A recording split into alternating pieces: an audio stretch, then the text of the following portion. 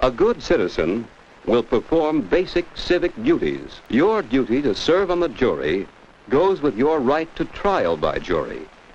It's also your opportunity to learn your own rights and privileges under law.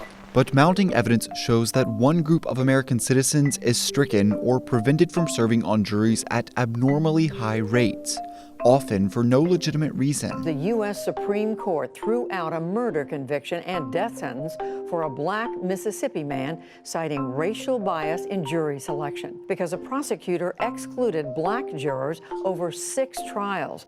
The reasons are oftentimes preposterous.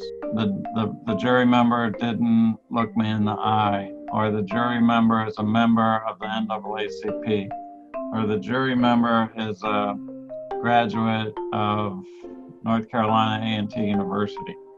So things that are obviously connected to race, what we call sometimes jury bleaching, making the jury whiter. In the process of jury selection, both the prosecutors and defense are allowed a certain number of preemptory strikes. In many states, each side is allowed more than a dozen.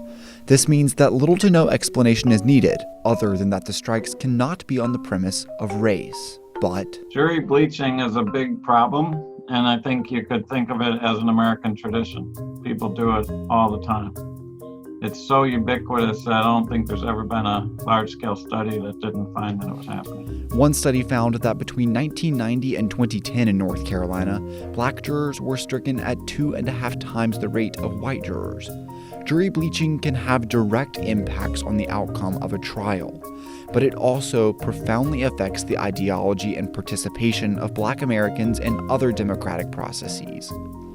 To expand on points made by James Baldwin, jury bleaching is one of the millions of details, 24 hours of every day, which spell out to you that you are a worthless human being.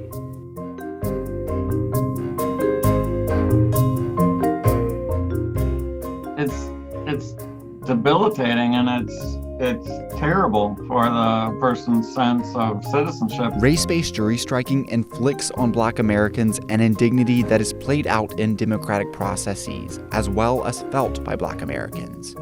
But what exactly does indignity or indignation mean in the terms of participatory democracy? Political scientist Nick Brommel says that dignity is the basis through which citizenship is conferred. Thus, indignation is withholding all or parts of one's citizenship.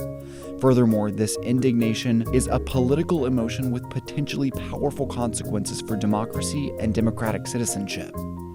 Denying someone the right to serve on a jury is denying them the full breadth of their citizenship. In the words of Frederick Douglass, a man without force is without the essential dignity of humanity. As is, the reason black Americans are stricken from juries is because prosecutors view them as less likely to trust police or white authority.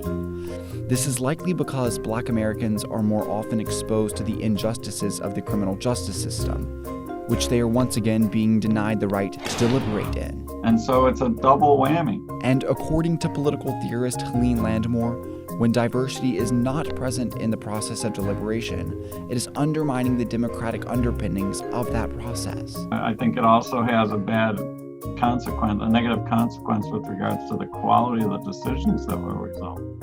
Because if it's 12 people who agree with each other in their social outlook, there's not going to be anyone there to challenge them. According to Nick Brommel, those who are enveloped in the words "the people" are those who are granted dignity. It comes as a great shock to discover that the country, which is your birthplace, and to which you owe your life and your identity, has not in its whole system of reality evolved any place for you. Statistics and court rulings, even at the Supreme Court, acknowledge jury bleaching. They recognize that often there is not a place for black Americans to be represented on juries.